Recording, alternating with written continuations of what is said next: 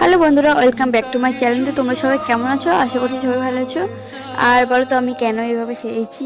আজকে আমার দাদার বিয়ে গাইস, কিন্তু অতটাও মানে ধুমধাম করে করা হয়নি, জাস্ট এমনি সিম্পলভাবে করা হয়েছে।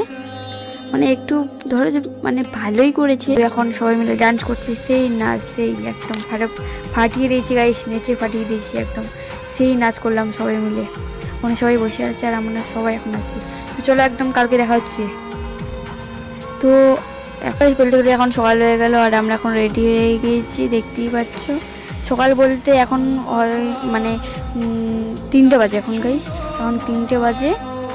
আর এখন আমরা যাব এখন টোটোতে উঠে পড়েছি, দেখতেই পাচ্ছ। সবাই মিলে এখন যাচ্ছি, এই যে দেখছি ওখানে এই কি জায়গাটার নাম বলে যেন গাইস, আমার অতটা মনে নেই জায়গাটার নাম। তো একটা দিদির বাড়িতে বিয়ে ঠেকেছিলাম, মানে আমার দাদার দিদির।